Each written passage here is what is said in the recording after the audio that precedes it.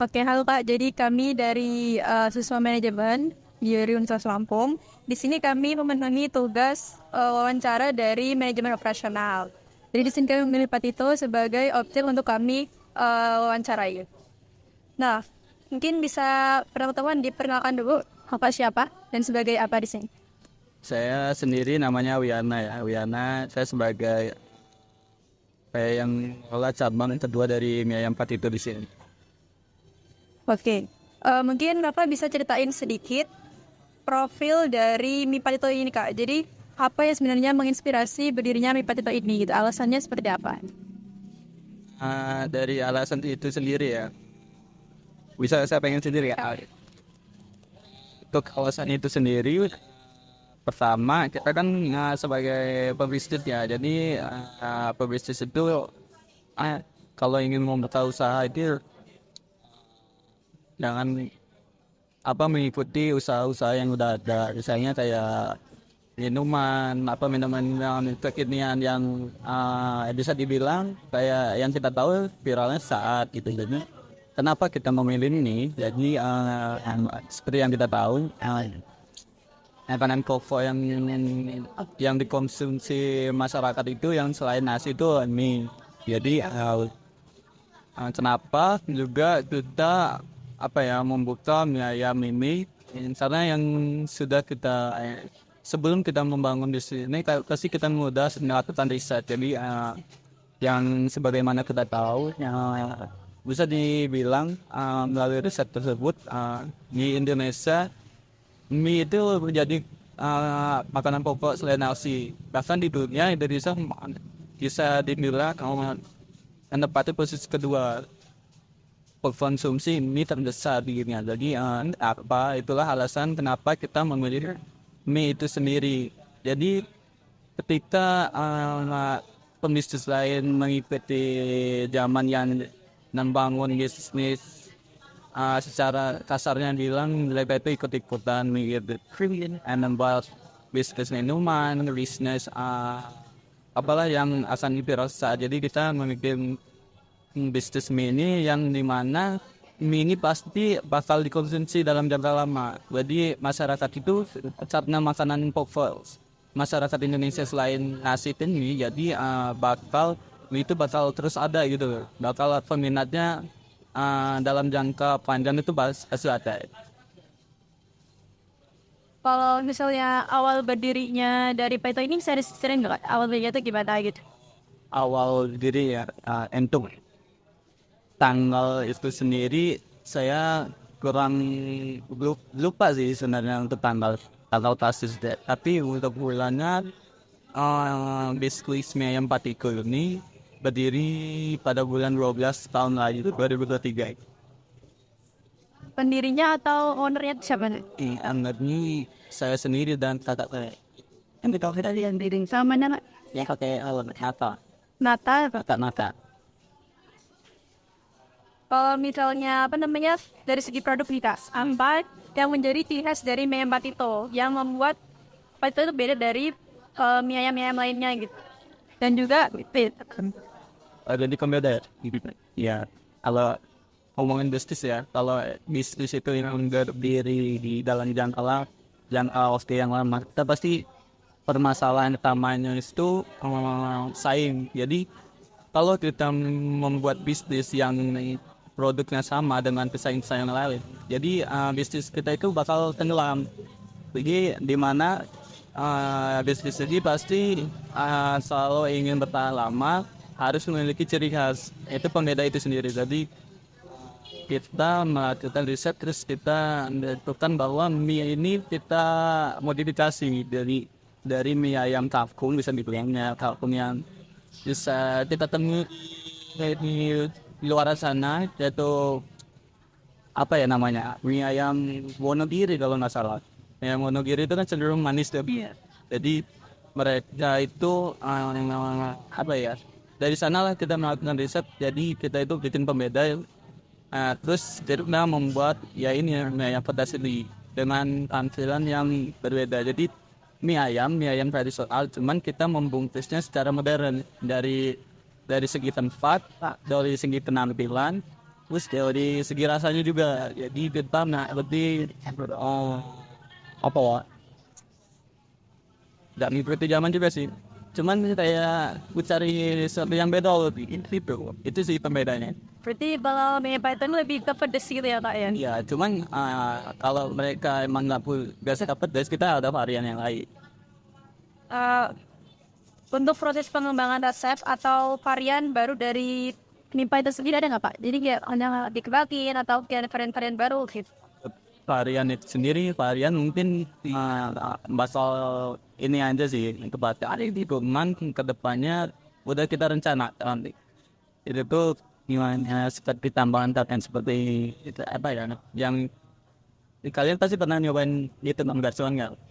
Jadi mungkin kita membuat itu sama filmnya pangsong itu kayak gitu sih kita ada kalau Kalau untuk mie Python sendiri, cara penjaga kualitasnya supaya bisa apa ya tetap terjaga gitu pak. Jadi nggak berubah disukai oleh para pelanggan itu gimana pak? kualitas ya. Ya.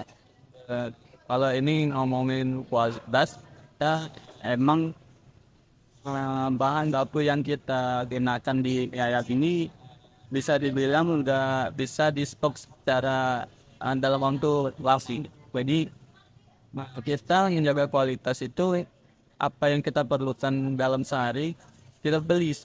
Itu misalnya kita membutuhkan mie contoh lah sekitar 20 kilo. Jadi kita membeli mie itu 20 kilo itu. Jadi kita menghindari namanya restock stok bahan baku yang dalam jangka lama. Kemudian ya karena kita bahan baku kita itu nggak bisa di stok. Kayak mie sayuran itu tuh nggak bisa di stok dalam jangka lama. Paling paling bisa di stok sehari 2 hari. Jadi itu kualitas yang kita berikan itu. Kalau standar khusus atau kontrol kualitas yang diterapkan setiap hari itu gimana pak? Khususnya Iya. ini umum sih kalau bicara perihal bisnis apalagi yang bergerak di bidang kuliner. Jadi standar yang kita berikan itu ya kabupaten yang sedikit. Ada peralatan yang kita gunakan lalu selalu bersih. Jadi kita menghindari yang namanya apa ya sesuatu yang tidak yang membuat konsumen itu tidak nyaman di sini. Jadi kita nyatakan itu. Untuk proses produksinya, seberapa besar kapasitas produksi mie Python itu per hari kak? Produksi ya. Produksi sendiri itu kan ini beda saat itu habiskan sekitar 20 kiloan mie. Jadi dalam 1 kilo yang kita beli di pasar itu isinya 9 porsi ya. Sekitar 20 lebih. Untuk alur kerjanya sendiri mulai dari persiapan sampai produksi jadi itu gimana pak? Untuk awal persiapannya. Ini persiapan membuat mie itu sendiri apa gimana? Apa dari awal kita Buatannya aja. pembuatan mie? Ya sampai ke tangan konsumen. Ya hampir sama sih kayak mie ayam yang lain. Enten kita di sini menggunakan saus yang berbeda gitu. Ya berarti kan mie ayam yang lain. Cuman itu proses itu sendiri sama kita membuat pertama kita meracik dulu sesuai request konsumen. Entah itu berdasarkan kita rebus minyak, kita rebus, kita mix langsung dari racikan saus segala macam ini. Terus kita tambahkan sayur. Jadi sayur itu sendiri juga kita nggak berbarengan dengan mie. Jadi kalau kita berbarengan dengan mie, sayur itu kita tahu kan, sayur kalau direbus secara lama itu kan bakal hilang nilai gizinya ya. Jadi kita merebus sayur itu cuma nggak nyampe 30 detik tuh. 30 detik langsung kita hidangkan dan kita masukkan ke dalam mangkok, kita masuk sama topping berupa ayam itu sendiri, terus pangsit.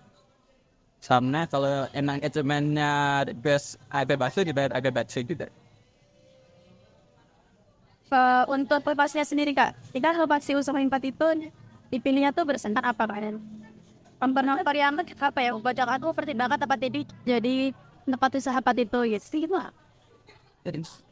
Pak memilih tempat itu ordinary. Pertama kita membuka bisnis itu target kita emang mahasiswa. Jadi kenapa kita jadi sekitaran kampus? Jadi dalamnya target kita mahasiswa. Pertamanya sebelum sahabat saya empat itu ini saya kenal terus ngertinya nama. Ketika mahasiswa itu kita gitu seperti mandi sendiri kan.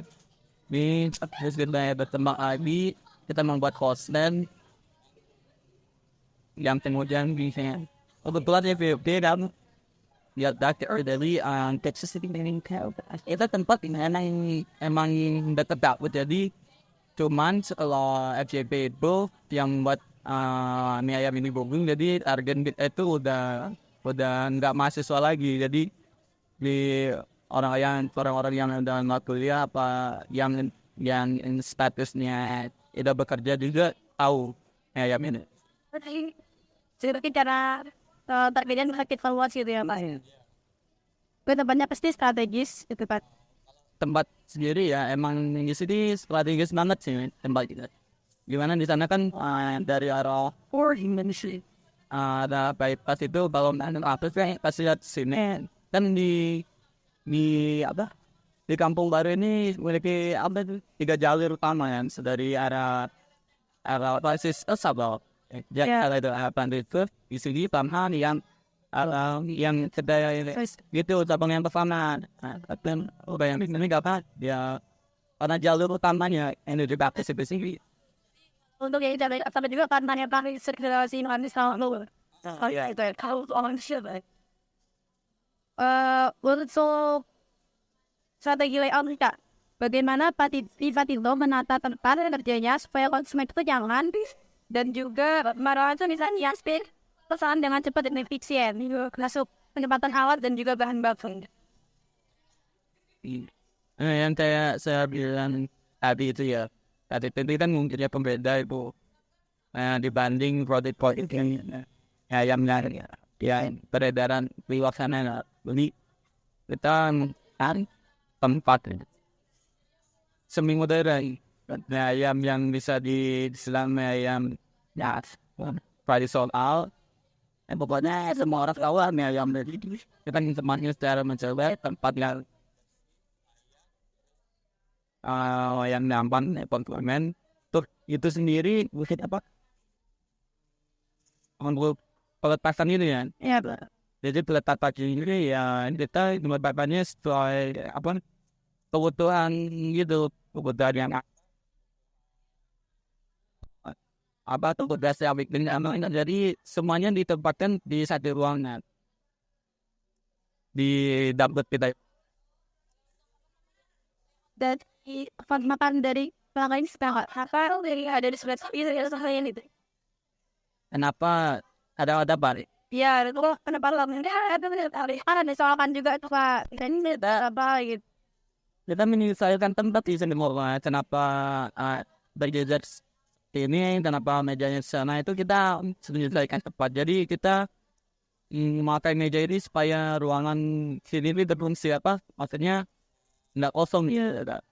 Yang di sana juga kenapa ada yang meja rada tinggi jadi dia meja nempel tembok ini kita pergunakan. Jadi kita menyewa tempat ini yang udah ada itu yang sana.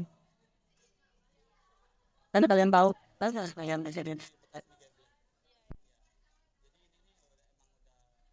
di yang owner sebelumnya terus kita manfaatkan gitu kan.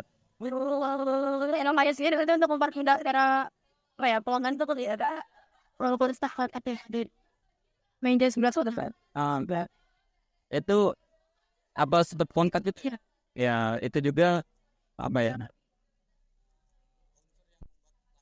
Nah, ketika pelanggan sudah selesai isi yang kita itu, jadi sebagian pelanggan ada yang lain, ada yang nyantai di sini. Jadi kita menyediakan itu saya pelanggan killer yang ketika restoran elektronik mereka lowbat apa gimana, mereka itu bisa ngecas sana saya sambil lugas lah ya.